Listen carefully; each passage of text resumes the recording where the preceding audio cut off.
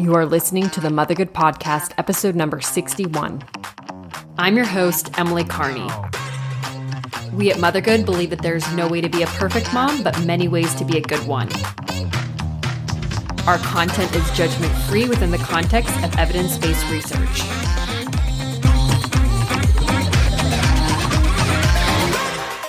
Hello and welcome to another episode of the Motherhood Podcast. I am so excited to bring back on Trish Ware, who is a labor and delivery nurse. And she was on our podcast last year, and her episode was so popular. It's one of our most downloaded of all time episodes that I really wanted to have her come back on. And if you want to check out that episode that she did last year, it's about labor and delivery essentials. So be sure to check that out if you missed that.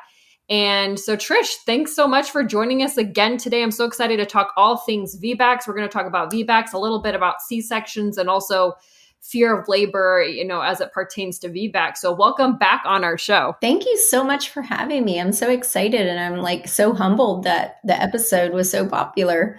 That's awesome to hear. Definitely. And a little disclaimer too, before we jump into this episode, that as with all of our medical related episodes, that this is not medical advice. And I know some people might be thinking, well, why have medical related episodes if it isn't medical advice? And I was just chatting with, my good friend, Lauren Michelle, about this, who helped start Mothergood with me. And we were just talking about how, a lot of women, especially pregnant women and postpartum women, that they just feel so lost and that they don't have the information necessary to even equip them to ask better questions to their healthcare practitioners, or maybe to seek out a second opinion, be an advocate for yourself in the doctor's office. And so that's one reason why I'm so passionate about bringing on guests such as Trish, who just are a wealth of knowledge. And I mean, Trish, she told me before we started recording that she's been a labor and delivery nurse since 2006. So she has lots and lots of experience, and just having some of that information is definitely so empowering to all women. And I truly believe to actually get better medical care in the end. So Trish, with that, I would like to start off by just talking a little bit about C-sections, because I know C-sections are kind of related to VBACs.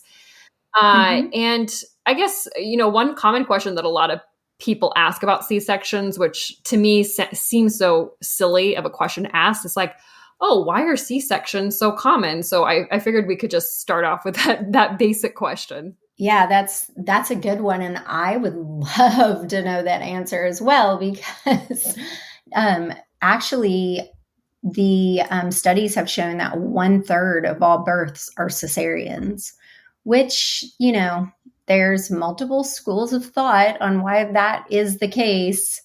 But the thing is that that's observed, and it needs to change. It should not be the case. We should not be having 1/3 of all of our births as cesareans, especially when our bodies are so incredible and our bodies were made to birth our baby. I think the thing that comes to mind for me as to why there's so many is that we as women, especially in the US, are led to believe that we can't give birth without a medical intervention, when it's not the truth. The medical interventions are there just in case we need them. They're there for very specific reasons. And this has become something that is so important to me, and I'm so passionate about, because in the, I guess that leads to my story. So in the last year and a half as a labor nurse mama, or, which is my Instagram account, as that and the blog grew, I was being contacted by a lot of my readers, which they know I answer all my DMs, I answer all my comments, and I'm hearing from a lot of women who felt traumatized by their birth. And a lot of that is because they were led into decisions that they didn't quite understand, or in hindsight, they felt they didn't need. But a lot of that fell on the fact that they weren't educated. So I think that our C-section rate is very high because we have a recipe for disaster. We have women who are coming into the birth scene, their birth environment, without the proper education and understanding of both their body and the process of birth and the hospital procedures and policies.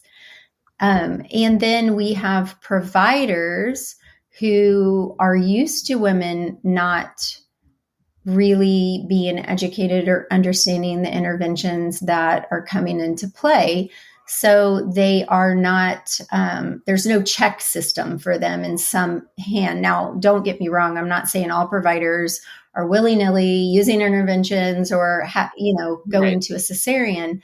But I tell my students in both my birth courses this all the time. Sometimes all it takes is for you to say, well, what is the alternative? Mm-hmm. And then the provider will say, well, blah, blah, blah, blah, blah. But if your provider comes in and says, we've been at this all day, you're getting tired, the baby looks like it's, maybe not so happy anymore. Why don't we think about going back to the OR? You'll have your baby in your arms in an hour. You're going to be so happy. The whole point is a healthy baby. Well, what is mom going to say? Right? Right. Now, if she's taken a birth class like mine, where we talk about taking a Pitocin rest, or we talk about, taking a break from pushing and all the different things that are options. If she doesn't know those are options, what is she going to do? She's going to say, well, he's my provider and, he knows more than I do. So this must be the only way. Mm-hmm. That sounds like a story that so many of my friends that, a lot of them have had C-sections for their first child. And, a lot of them actually have had successful VBACs after having a C-section. And that's definitely a common thing that I've heard in a lot of them. Not all of them, obviously, some of them have had medically necessary emergency C-sections. And I know that, you talk about this on your Instagram page too, that there are medically necessary reasons for getting a C-section. So we obviously don't want to discount that. But at the same time, if it's just for convenience. And I really like that question that you said to ask, like, what is the alternative? And that's such a powerful question to ask a healthcare provider.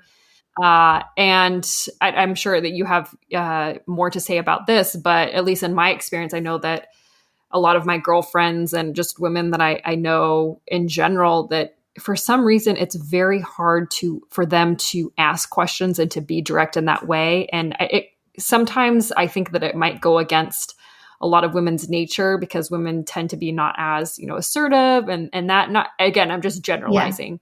Yeah. But that's one thing that I like about your birth classes and all of your courses, actually, is that in your posts on social media, is that they empower women to ask those sorts of questions. Oh, 100%. That's one of the things that I claim before they join my courses, is that they will be 100% ready to communicate their plans, their desires, their wishes, and their needs to their providers, and not just their doctor. A lot of women are intimidated to speak up to their labor and delivery nurse. And the thing is that we forget that we've hired them. They are employed by us. And this all goes back to the very beginning, though. And one of the things that I really try to teach my audience is choosing their provider wisely. It's kind of hard for women, if they've never been pregnant before, to know exactly what they want in a provider. So when I have girls in my classes, during open enrollment, which I only open the VBAC lab, and my regular birth course 4 times a year. And I do that because they legitimately, I tell them I'm their virtual labor nurse doula. They really get access to me, as much access as they want. I meet them where they need. Some of them I never hear from them again. And then some I hear from daily, but they get access to me. And so, one of the things that I really love when I have mamas join in the first trimester is because I can help them from the beginning, because choosing a provider is probably the most influential thing you can do that will directly affect your birth. And, besides education. But it's kind of hard for a first time mom because, when she's first pregnant, she, doesn't know what a fetal scalp electrode is. She doesn't know, all these things are like so far out from where she's at. So I just think that it's a shame that we feel like we can't speak up. I tell my students all the time, you better believe that if some man was sitting there and a doctor wanted to put something inside of his penis, he would probably ask some questions, right? Like that is so true. right. So, I tell my moms, like, especially with cervical exams, like they have a right and they can refuse them. But let me say, and I probably said this last time I was on, like one of the big things I say to my students all the time is we want nothing out of convenience or curiosity. Right. So you figure out, is this convenient? Is this curiosity on someone's part, whether it's you, whether it's your provider? But the other thing is you don't refuse just because you can. It's like you have this power, but when do I wield it? And when do I say, okay, I trust my provider. I trust my nurse. She's been right along here with me in my plan. And now she's saying we need to do blah, And so you don't refuse just to refuse, because like you said before, the interventions are there for a reason. Exactly. So we don't want to put ourselves or our babies in danger. Like that's 100% not what I'm saying. What I'm saying is that you have every right to speak up. You have every right to be a part of every single decision. Yes, I love that so much. And I love too how you talked about picking and choosing your provider. So I want to footnote that part of the conversation and come back to that later, because I did want to touch on a little bit what we were talking about, that, a lot of women feeling traumatized. And I know that there's this huge movement recently towards an empowering birth. And then also it seems like a lot of women nowadays are choosing home birth. And again, going back to that conversation I was having with my good friend Lauren, that she was saying that, a lot of women are looking for answers. And, I think in the healthcare practitioner setting that maybe it's not always realized that women are looking for answers. And, one thing that I always thought that would be nice after giving birth is kind of like, what are they? I'm blanking on the word. I'm still having like postpartum brain, but basically when you go over something that just happened, like after your birth, so you're like, okay, well, let's have a little, yes, debriefing. Debriefing. I don't know why I'm blanking on the word. Yeah. Like a debriefing after, like a debriefing on your childbirth, like just something like that would be so helpful. Like what went wrong? Like, what can we strategize to change differently? Like if you don't ask those questions in the checkup at your 6-week checkup, or if you have a preconception checkup, then you may not even ever get the answers to your questions. At least I know that's been my case whenever I have, checkups and go back to the OB when I'm not pregnant, Emily, I think it should go back even further, because I had this conversation recently with my VBAC lab students. So my VBAC lab course, we do 8 weeks of coaching call, which really goes on forever because my girls don't leave me. Even once they have the baby, they come back to the coaching calls. But I was saying the same thing to them, that after an event during a birth, if there's something that goes awry or what have you, the team does a debriefing. So anesthesia will come in, the circulating nurse or the main nurse, the labor nurse, the charge nurse, the whole team, the provider, the tech, everyone that was involved with the birth, whether they were directly involved or, involved. And we sit down and we walk through it from each point of view. And I said to my students, I really, truly feel like that needs to be done with the parents as well. Like obviously in a different Right. Not so a different clinical. way, because the team, we're going to be right, very clinical, but sit down, because here's the thing. Most women, after their birth, if something happened, they don't even really have the words to know Exactly. what to ask, because, and that's one thing I've learned from, talking to my mamas and my DMs, my ones who have been traumatized. When they start telling me what Mm-hmm. happened, I realize real quick what really happened, and that they don't Mm, have a clue, but they're telling me their perception exactly. of what happened. And I know by what they're saying that they weren't communicated with well, because I Right. know what they mean happened, but they don't really know what happened.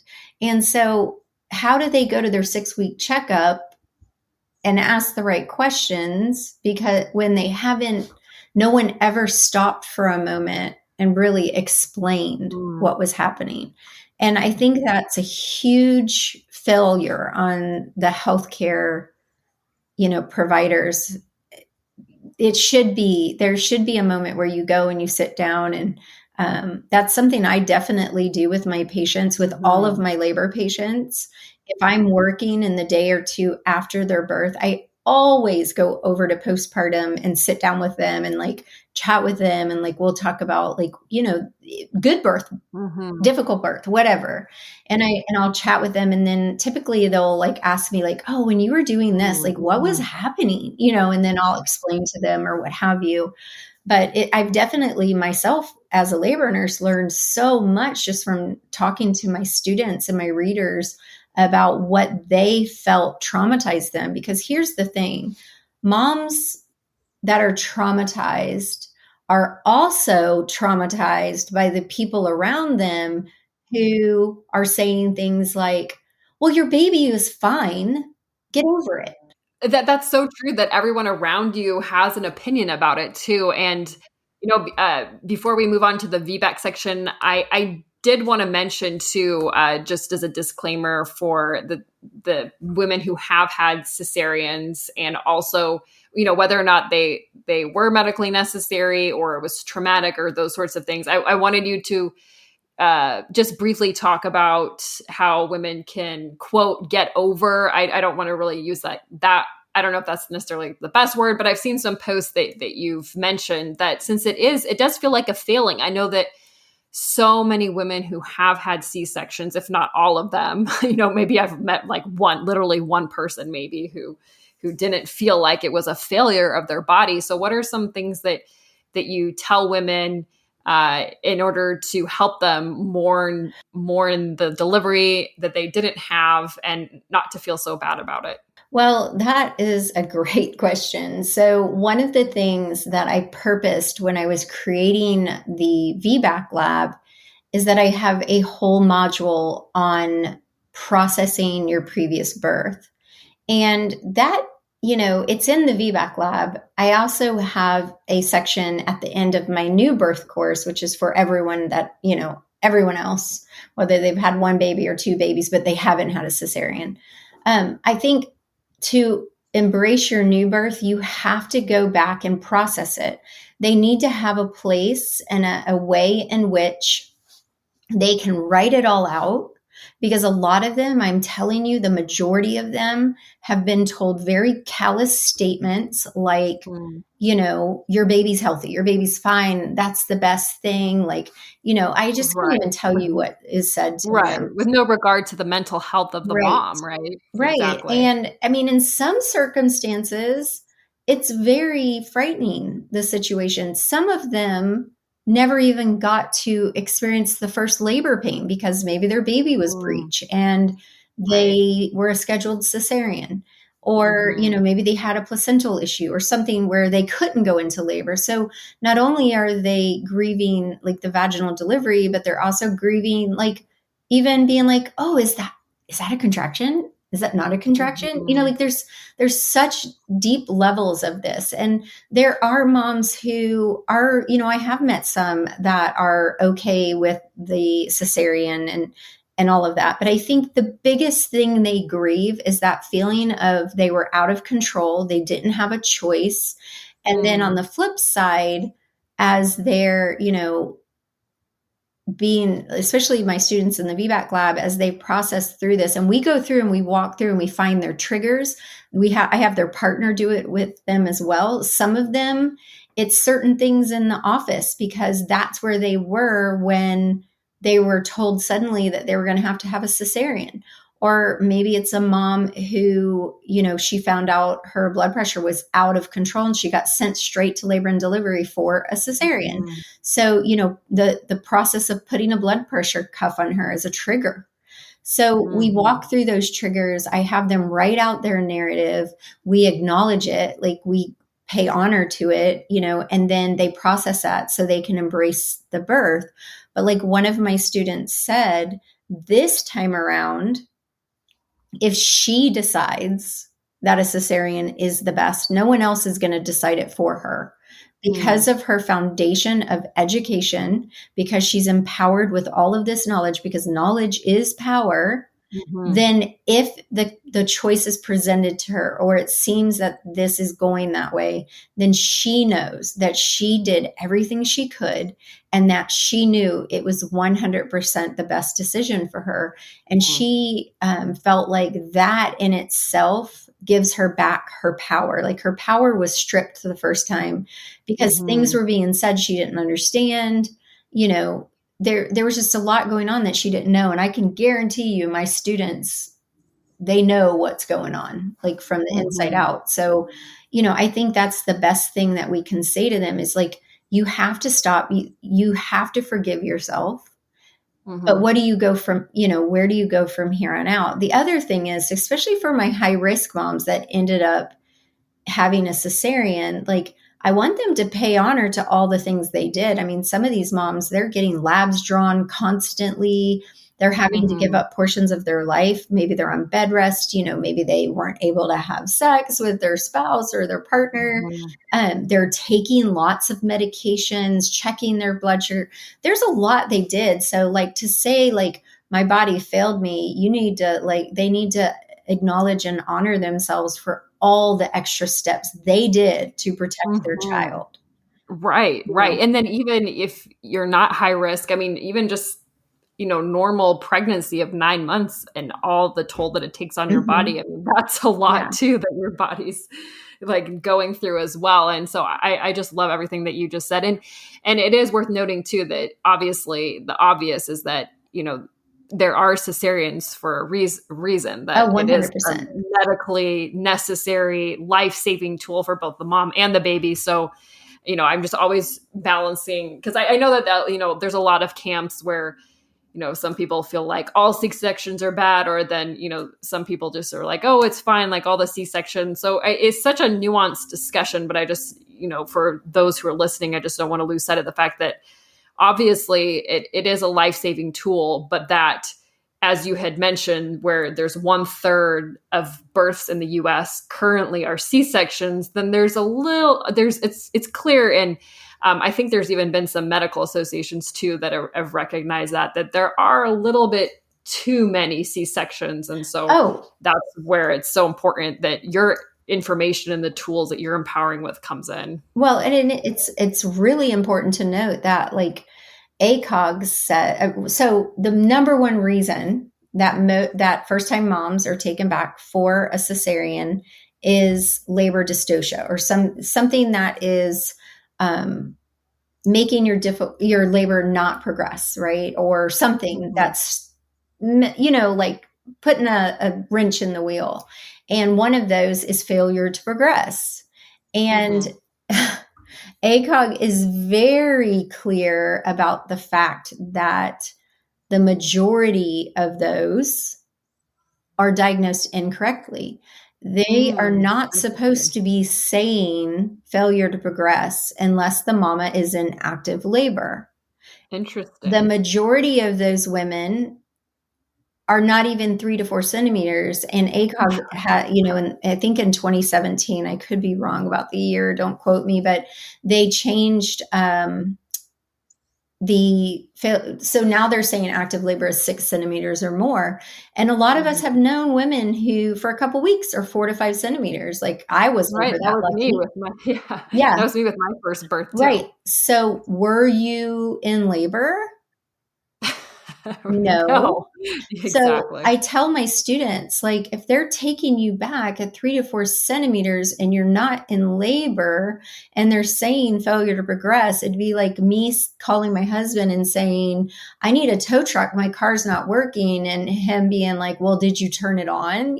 Like, Exactly. my car's not going to progress if it's not turned on. So for these women to be taken back, a lot of it is provider error, and it's a lack of innovation on their side. Like maybe they're not getting them up and moving. Movement has been shown it's tremendously helpful in labor for labor progression.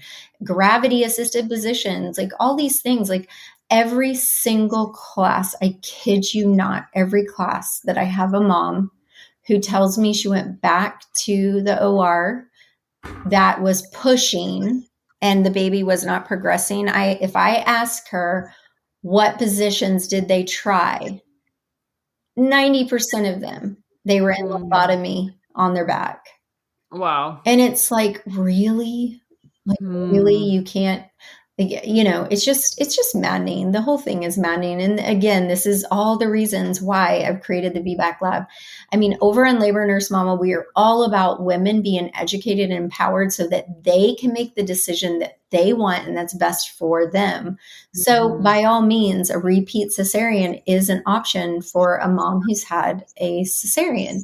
And some moms, they like it. They like to be able to schedule it. They know what to expect because they've done it already. But the majority of the women that have had a cesarean, the majority of them want to have a vaginal birth and they're not supported. And it really, truly is a shame because AmericanPregnancy.org stated that 90% of women who have had a cesarean are candidates for VBAC. And it's mind-boggling. The National Institute of Child Health and Human Development says that about 75% of VBACs attempts are successful. And ACOG released a statement saying that as it's a safe and appropriate choice for most women who have had a prior cesarean delivery. So why are the doctors not supporting that?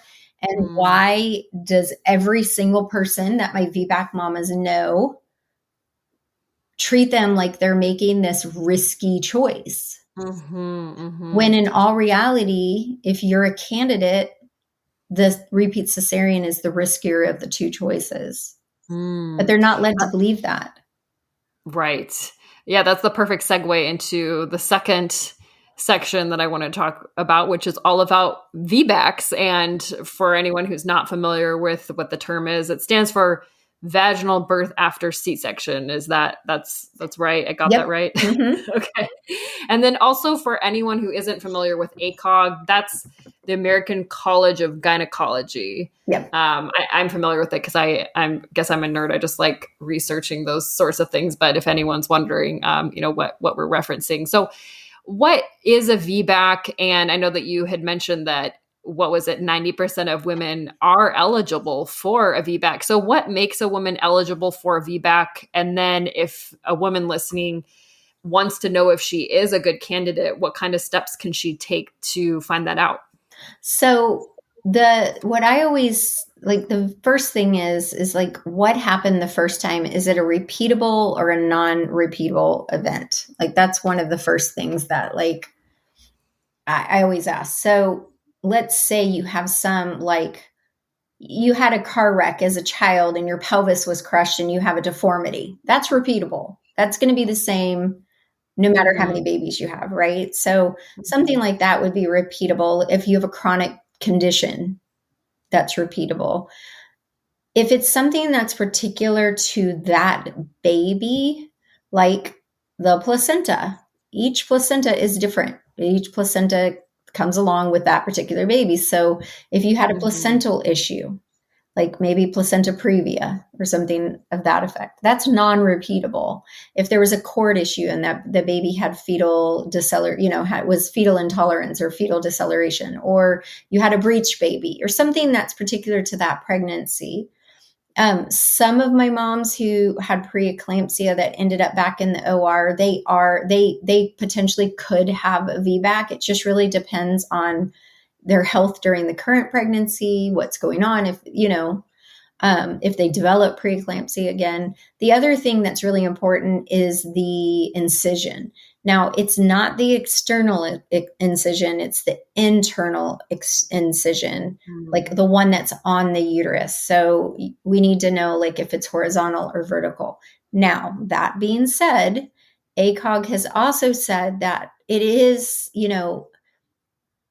ideally you have a low, incision. Mm-hmm. Ideally, but it doesn't absolutely rule you out. But I would be a little hesitant. I'd really want you to have like a couple opinions on that one. You mean if you've had like a vertical incision? Yeah. If you had like, if they, especially in other countries, or if you had like an emergency, like a true emergency C-section where we have to have the baby out quick. You're not going to take all the time to do a tiny little bikini cut, So, if mom has a scar from the middle of her stomach down, then probably she had an emergent situation, and it might not. The other thing is you really want to wait at least 12 months from the time you have your cesarean to the time you get pregnant again, preferably 18 months. Now, that being said, I've got a couple students in the VBAC lab who did not wait that long. Now they know how I feel. They're going for their VBAC anyway. And, I love them and I'm educating them and I'm supporting them, but they know I'm a little uncomfortable with that myself, and I'm pretty laid back. But so you have to just look at these different scenarios and, there's I don't know if you've heard of the VBAC calculator, but it's literally, it's ridiculous.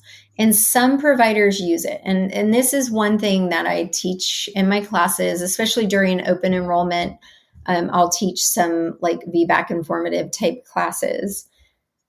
You have to pick a VBAC friendly provider. There is a difference between, there's the people who just won't do them at all. Right? So they're not in the category. But then you have VBAC friendly, and then you have a VBAC tolerant provider. A VBAC friendly doctor, is more than likely not going to use a calculator, because according to the calculator, hardly anyone is a candidate. Kind of gives you your chances of a successful VBAC. Half of my students who have had a successful VBAC, they were very low on the calculator, so the calculator is just ridiculous. It's outdated. There's just a lot of things about that just really irks me. But so a VBAC friendly provider is going to support you, encourage you. They're going to be, they're going to tell you the risks and benefits of a VBAC. They're going to tell you the risks and the benefits of a repeat cesarean. They're not going to just really, tell you how dangerous the VBAC is and then downplay the cesarean. This is a major abdominal surgery. Right. It carries much higher risk for women who are candidate for a vaginal delivery. I mean, think about it. Birth is supposed to end in a vaginal delivery. So obviously that's a better choice for our body. Like that, our body can do it. So a VBAC tolerant provider is going to say things like, well, we should go ahead and schedule the C-section date, get it on the calendar just in case, which is dropping this negativity and this like little seed of doubt in your body, where a friendly provider is not even going to say anything about a cesarean date. A VBAC tolerant doctor is going to say, well, yeah, I'll do VBACs, but I won't induce you. I won't let you go past 39 weeks and I won't blah, blah, blah, blah, blah. Where a VBAC friendly doctor is going to treat them just like every other vaginal delivery patient, so you just have to really like know the things to look out for. Why can, these providers induce VBACs, but it's too dangerous for these other ones too. That it's just absurd that the things they, that's said and done to VBAC moms, they have to go through a lot of hoops. They have to Right. jump through a lot. Right. And then I know that you did say that choosing your provider is the most important thing that you can do to ensure a successful VBAC. What are some tips for finding a good provider? I know that you mentioned what to look out for when you're going to them. But a lot of times it's hard because you've already been going to this doctor a while. I know so many moms, they don't really want to switch providers. I personally haven't had a problem with that. I remember when I was pregnant with my first, that, when I had found out that one of the providers in the OBGYN group that I was going to had a pretty high C-section rate, then I was kind of uncomfortable continuing there. And so I kind of bounced around, like, I think two or maybe even three places. I can't remember. It felt like a lot until I finally found a provider that had a really low C-section rate. And then I was able to find the rate online. And then the one who delivered my second, he even posts his C-section rate on his website. So, I think it's pretty obvious that, he said that his C-section rate for first-time moms was only 13%, which is phenomenal. Yeah, that's an incredibly low rate. So I know I feel like I sort of lucked out because he was the doctor on call for my first baby. So I just lucked into getting this great and amazing provider. But I feel bad for, a lot of moms that, maybe they don't think to look up a C-section rate of a doctor, or maybe they don't feel comfortable switching doctors, or they feel like they're kind of betraying their doctor or whatnot. I had one friend who, she's pregnant with her third now, but I remember when she's pregnant with her first, her kind of mentality was like, oh, it's a doctor, all doctors are the same. Like they all go to medical school, so it doesn't matter. And then she ended up having a pretty traumatic C-section that later, when she was getting consultations with other doctors, that she found out was probably not medically necessary, most likely. And then she tried for a VBAC the second time, but then it was interesting. Then the second time around, she had like a completely different mentality, that she realized, okay, not all doctors are created equal in the sense of like who's, more apt to do a C-section or not. So anyway, I guess a long story short, I'm just wondering, are there any tips for women to find those doctors, or is it kind of like trial and error? Do you have to just kind of like try a few out, or what's the strategy there? So for my VBAC moms, a lot of them joined the VBAC a little bit later in pregnancy, but I've had quite a few who have switched providers, and that's something I definitely empower them to do, because even if you feel bad, like you're going to feel worse 5 years from now if you don't get the birth you deserve and you want and you're capable of doing, because you didn't want to speak up. Like that's going to create some issues. I really encourage them because this is their birth story. And one of the things I have my students do is write out their dream birth or how they want their birth to go. But then we write out the steps of how you get there. So, if they have things that they want in their birth that's really important to them, well, what do we need to do to get to that? And if their provider is going to be a roadblock right from the beginning and they know it in their gut, then switch providers. It will be the best decision they can make. But even rewinding, as far as choosing a good provider in general, but specifically a VBAC provider, what I recommend to them is to go into a local Facebook group. Like right here, we have a Nashville's Moms group, go in and write, hey, this is my scenario. I want to have a VBAC. Who have you guys used that was supportive? And then when they get answers, dig deeper and say, okay, so, would they induce you? Would they do this? Did they talk about cesarean? Like really get into the nitty gritty of it and find, because you'll see right away, moms will tell right away, like what was their bedside manner? Did you feel supported? The other thing that they can do is, it's an attempt. It may not work, but if I were sitting at the nurse's station at L&D and someone called and said, hey, I know that like you can't really recommend anyone, But if you were to have a VBAC, which provider would you choose? You know? And so that's a great way to find out, like, who. I had one of my students in my normal birth course, like my non-VBAC birth course, she, on her hospital tour, obviously this is before COVID, on her hospital tour, she asked the lady doing the tour, because she was very upset with her provider. She's having a lot of different things that in the beginning of pregnancy, her provider was like, sure, sure, sure, sure. But now as she was 36 weeks, her provider was like, no, no, no. And so she asked the nurse that, because usually it's an LD nurse that's doing the tour. She said, hey, if you were having a baby here, which provider would you choose? And the nurse was like, oh, but for sure, I had so-and-so for all of my babies. And so she switched to her, and she was like, Trish, that was the best decision I could have made. Like, my birth was exactly what I wanted. And so, it's just asking other moms and being, specific. There's also a network called I Can, and that is a good resource for moms who have had cesareans as well. How do you spell that? Is it ICAN? Okay, so just right now, two words. Okay, I can't even think of what it stands for. I think it's, oh my gosh, I can't think right now. I have been crazy busy today running around. No worries at all. I'm always running around, so that hence me forgetting the word debriefing. So I'm looking at your post called the title of it. It's Your Birth VBAC, Mama, and I love all the tips that you list, and I know that we've covered some of them. Choosing the right provider. Understand if you're a candidate, which we went over, be firm and advocate for yourself, which we're sort of touching on, the fact that, you have to switch providers if you have to, and then ask the right questions to see if they truly are that supportive. Some other ones that you posted were be patient, choose a good support system, know the stats and facts, and education is key. So what are some tips that you have for being patient, choosing a good support system, and then also some resources for knowing the stats and the facts?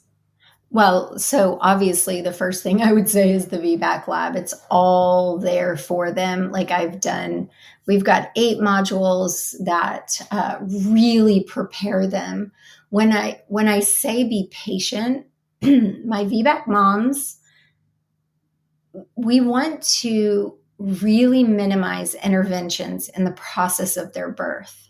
So we really want to see spontaneous labor. Well, you sometimes have to wait a little longer. So these moms who, I just had a mama who did a VBAC 2C, which means she's had 2 cesareans and she just had a successful VBAC.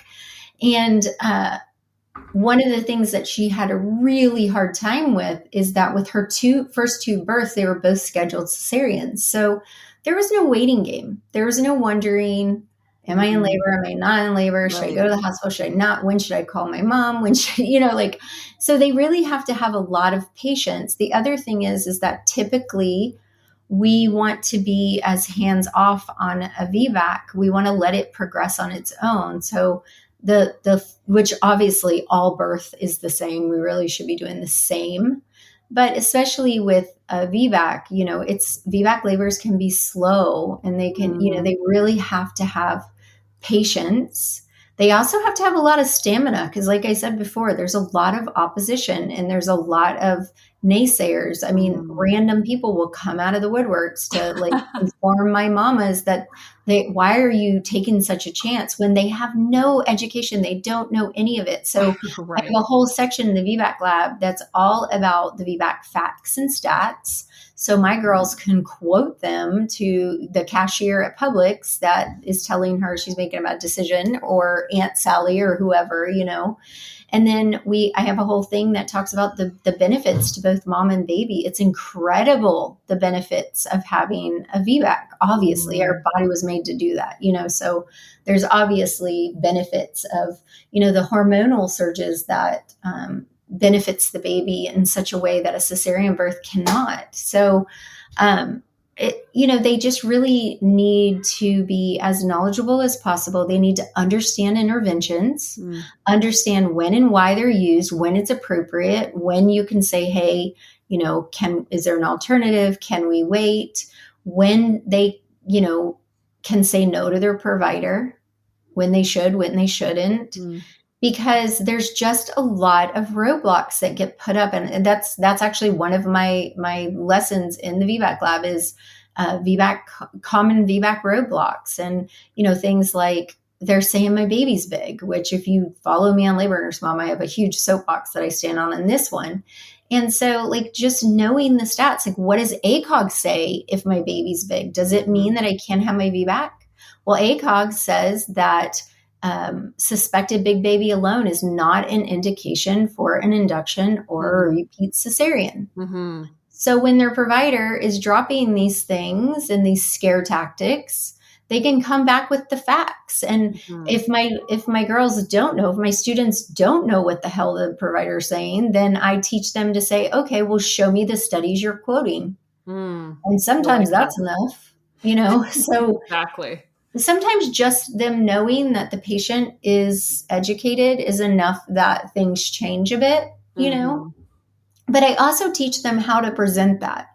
I don't want them, I want them to have a good relationship with your provider. It's hugely important that that is, the case. And so I teach them how to communicate with their provider, the way in which to say it that's respectful. And because their provider, ultimately, whether they have the same, thoughts on different things, the ultimate goal they both have is a healthy mom and a healthy baby. So it's just really important that moms are educated and these moms know the different options. And, I hate that they're not supported. I hate it. This is why I created the VBAC lab. And my education about VBACs has changed tremendously. When I first opened up the even talk about the VBAC lab, I opened it up to 15 women to become founding members.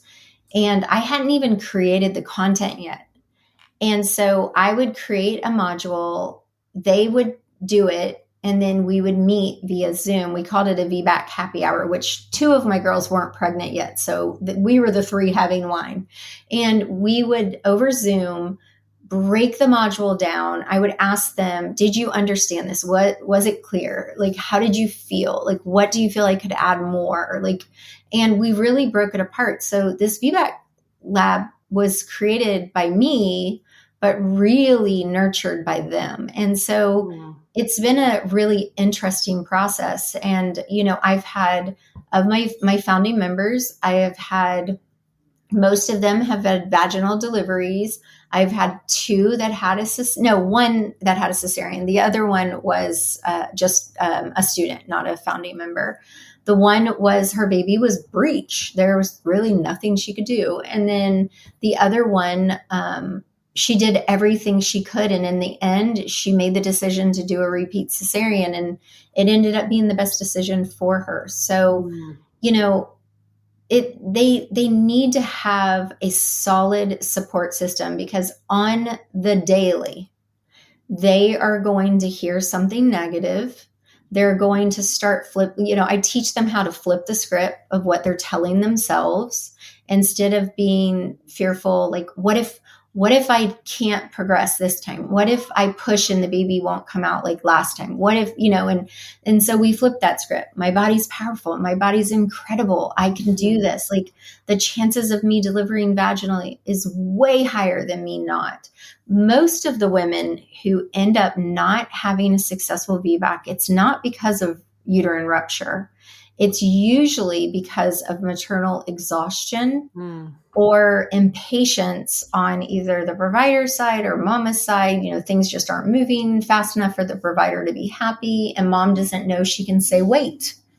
So I just like to come, my whole thing is to come alongside all women, VBAC moms, cesarean moms, vaginal moms, all women, and empower them that they have rights to make decisions in their healthcare. I mean, who in their right mind would go into, the hospital and have their I'm just making this up completely, but have their liver removed because the doctor's like, you know, we've done everything. Let's take it out.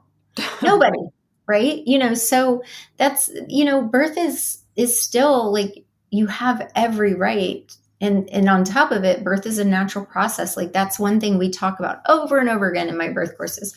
Birth is a natural process. Trust in that process.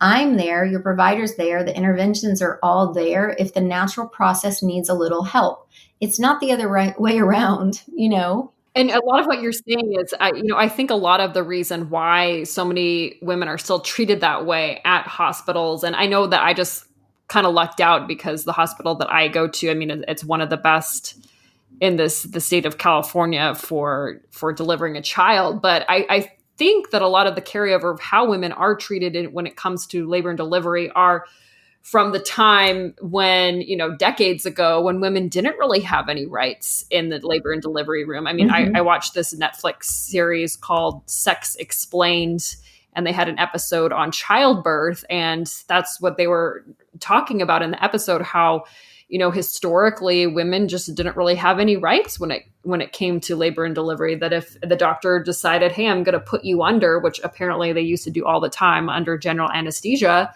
so we can just take this baby out. Like they just did it, no consent needed. And that was just basically like women were just the vessels and the doctors could just do whatever they wanted. And thankfully we don't, have that anymore.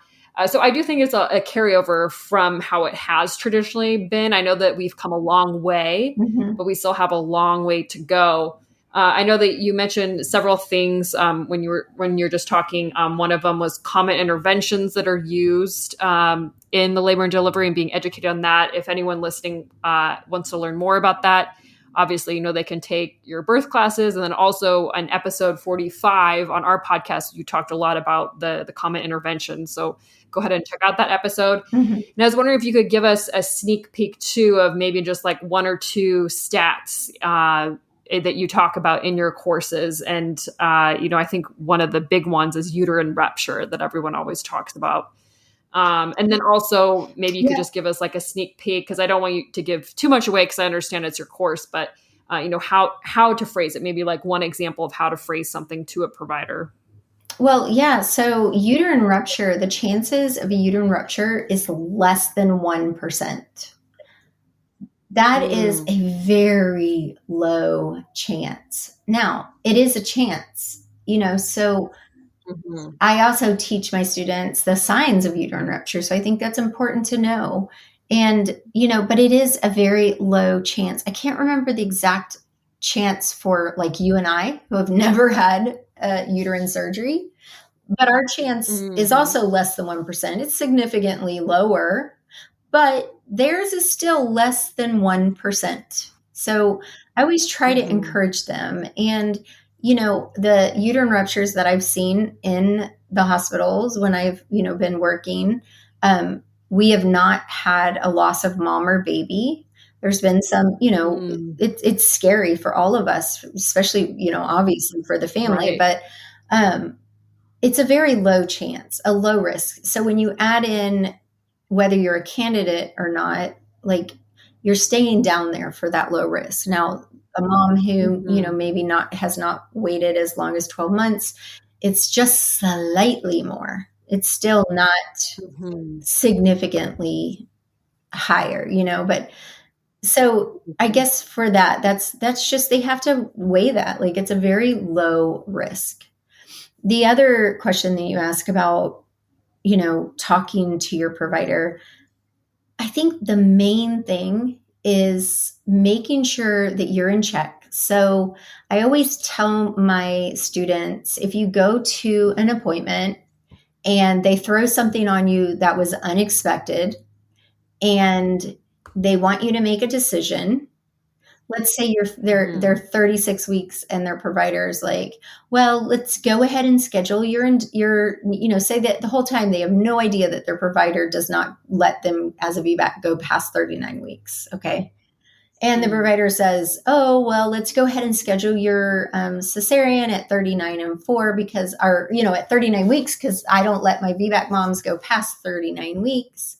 And this is the first she's heard of it. What I tell them to do is to very calmly say, okay, I hear what you would like me to do, but I need to go home and think about it. They don't have to agree to anything right then and there. They don't have to bring out the big guns and start fighting with them because they're probably super emotional. Right. And Who yeah, isn't? and he wouldn't be, right? When you're Because pregnant. this whole time they thought they were going to have their VBAC. They had no idea that provider like doesn't go past 39 weeks, which is, one of the things I provide my VBAC moms in the beginning of the course is a provider interview questionnaire. And even if they already have a provider, they can go ahead and bring it with them at one of, their appointments and say, especially things that maybe I brought to their attention they haven't thought of, and be like, hey, what's your feelings about blah, blah, blah. Anyway, so say she goes home, she thinks about it. She probably, if she's one of my students, she's definitely going to message me. We're going to talk about it and we're going to come up with some clarifying questions. I give them the BRAIN acronym where they talk about what's the benefit, what's being offered to me, what's the benefits, what's the alternative, what's the risk, what's the alternatives. So I'll have them go back and come up with a plan of what they feel is appropriate and then go back and talk to the provider. Sometimes all you have to do is just like, I had a girl who her midwife was like, she goes by the ARRIVE study, which I can't get into right now, but it's a study that a lot of providers have quoted saying that it's safer to induce at 39 weeks than go past because this and this. It's a real bonk study. Like there's so many holes in the study and it's ridiculous. But that's a whole nother podcast. Anyway, so her midwife was like, hey, I think we'll go ahead and induce you and she said, well, I hear that that's what you want to do, but I don't really want to be induced. I'd rather go past 40 weeks. And then we can talk about like you monitoring me and the baby. And her midwife was like, oh, okay. Yeah. Oh, wow. So sometimes all it takes is just speaking up.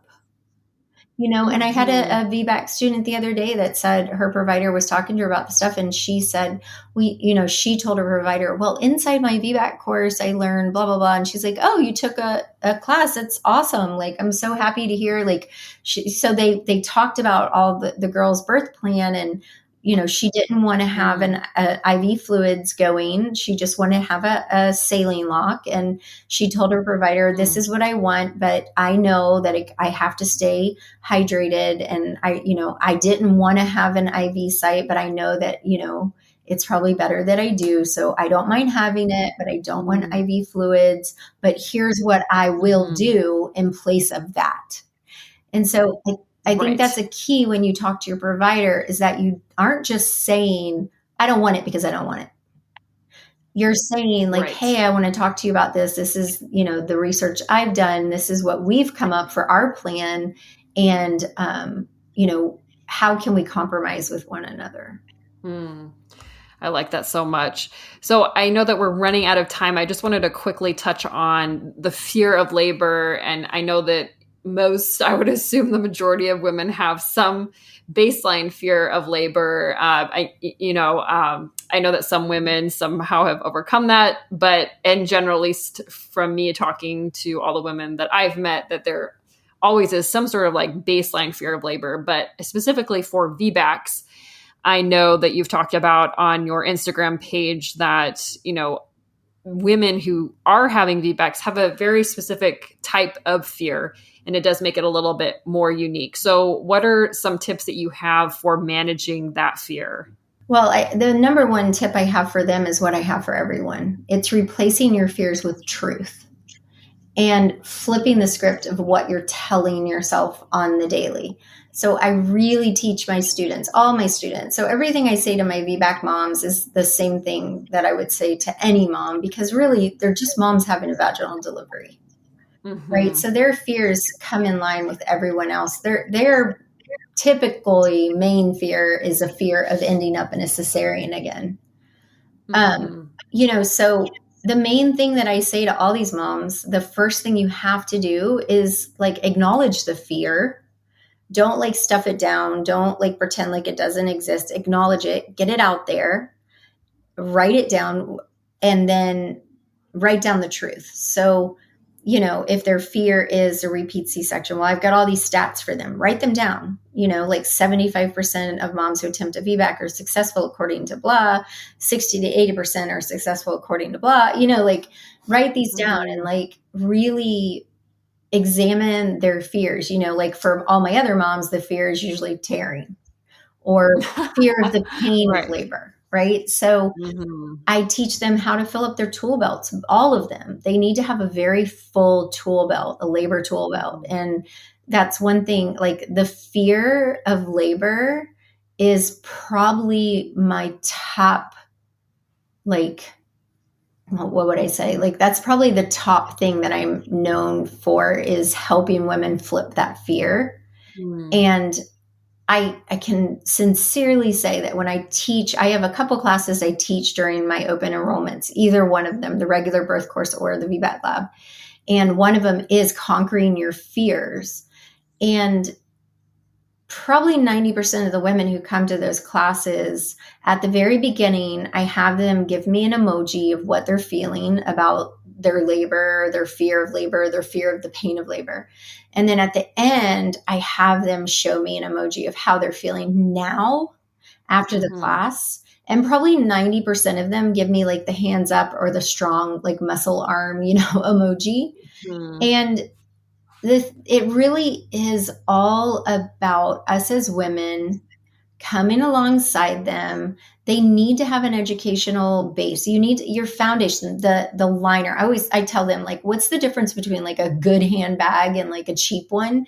It's the way it's made, the liner, the bottom of it, the nitty gritty of it.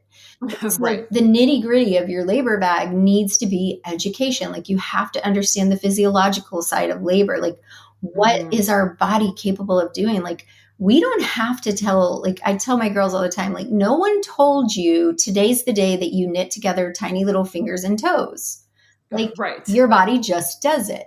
And no one really has to tell your body what to do to go into labor, to how to birth your baby. What we do is we come alongside and give you tools to use at specific times in labor. Because as you know, what tool you use in early labor, that ain't going to work in transition.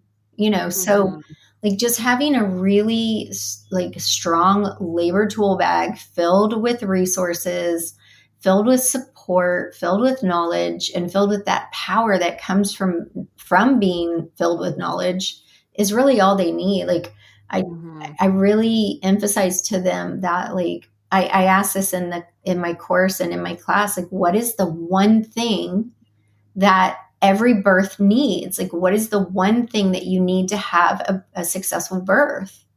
And it's her. Right. It's only her. That's really the only thing. She's the only thing that's needed for that birth. Like, everybody else is replaceable. So just remembering her power and her position, and like, she's the queen of the birth room. Like, she is the labor queen, and she should be honored as so. And she should have the rights to make decisions and to drive the course of that birth plan. And we are there to help her stay on that path and stay on that course. But we're also there to help her if things go a little bit off, But we're not there to make it ours. Right. Yeah. I mean, just as you were saying all of that, I was just thinking of myself, and I haven't had a C-section or a VBAC, but obviously, I've always had that baseline fear of labor and delivery in general. But just as you were saying, that education is the big key for not necessarily overcoming it, but at least in my case, it just made me feel empowered, to know and understand the process and just different aspects of it and what I can do to speed up labor, those sorts of things, to make the fear, I guess, not so it's not, paralyzing, I guess is the word that I'm looking for. So it's not like a paralyzing fear, but it's just more of, I guess, a natural fear, because it is a very scary thing to go through when you think about it. And I don't know. I know that it's very natural, but at the same time, my husband and I always talk about how crazy the whole thing is, right? When you step back and look at it, like, yes, it's natural, but it's also amazing intense. and inspiring and awesome. Yeah.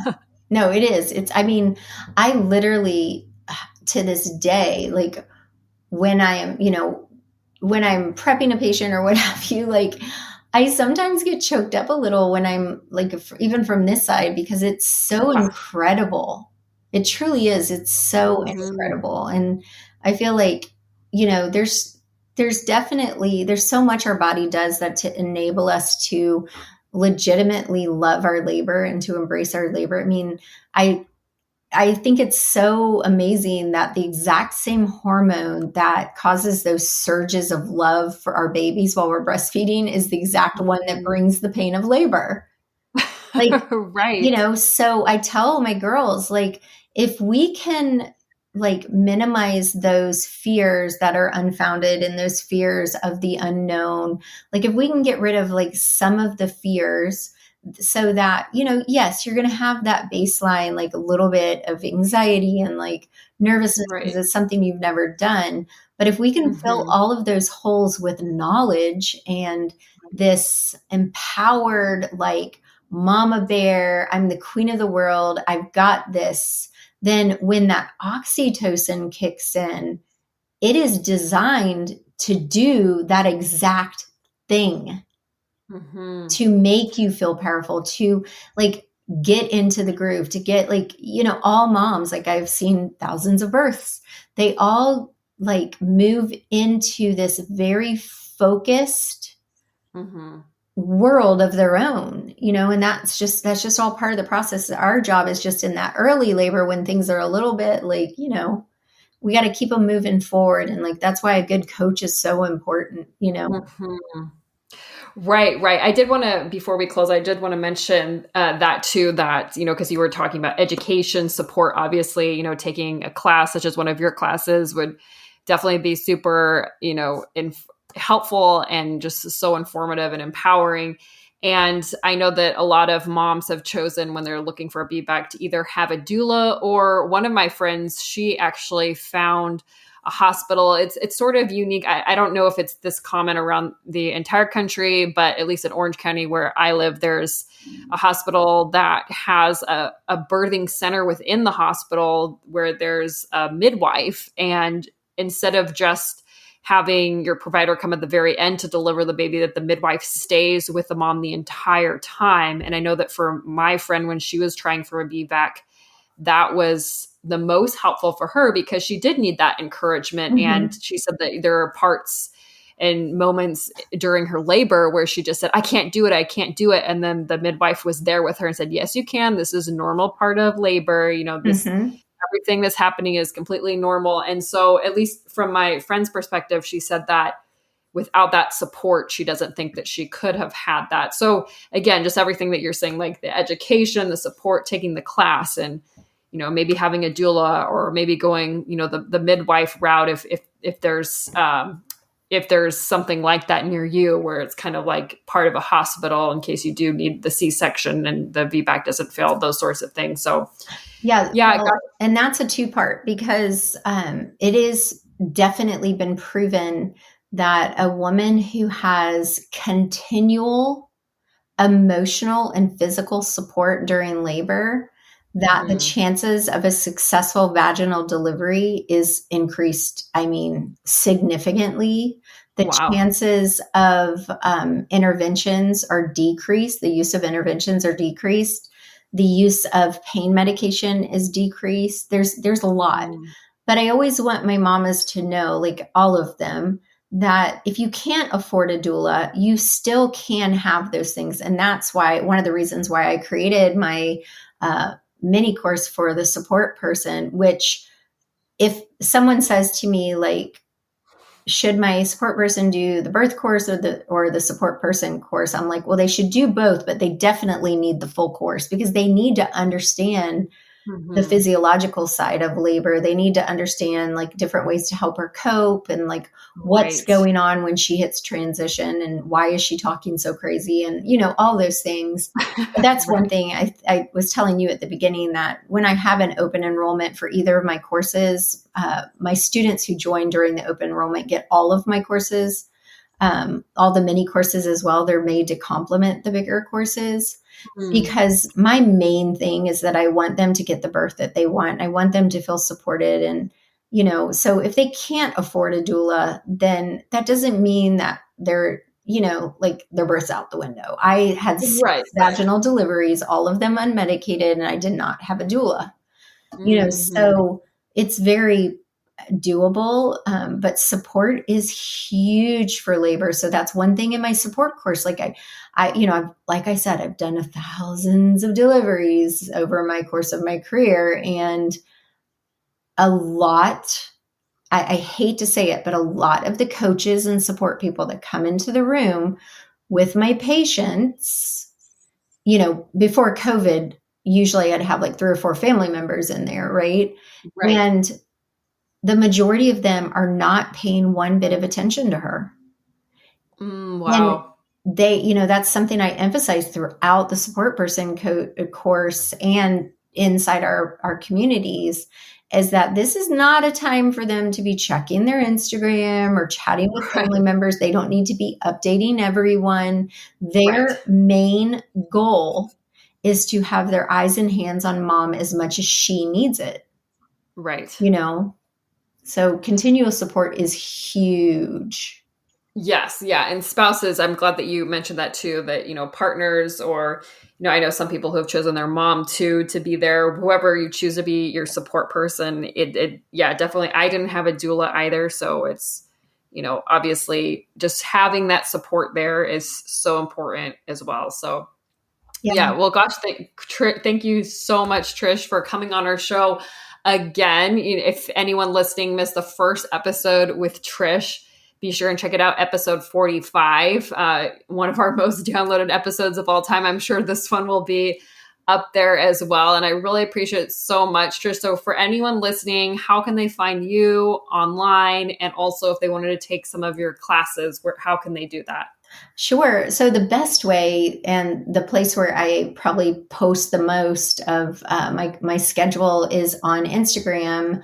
I'm at labor.nurse.mama. I also have the blog, which is labornursemama.com. So the easiest way is probably Instagram. If they have specific questions for me that they want to ask, like maybe they're not sure if they're a candidate or they don't want to wait until one of my open enrollment periods, because we do have a baby can't wait button, just in case it's too much time until open enrollment, they can send me an email at hello. Let me say that again, hello@labornursemama.com. And they can just ask me what a question. I always respond to everyone. The easiest way to get me is usually through email. I get hundreds and hundreds of DMs on Instagram. Perfect. And I'll be sure to link your Instagram page and then also information how they can get get some of your classes in the show notes, and then also that email address as well. So thank you so much again, Trish. I really appreciate it. I learned so much from you once again, and I just always enjoy talking with you. Thank you so much, Emily. Thank you.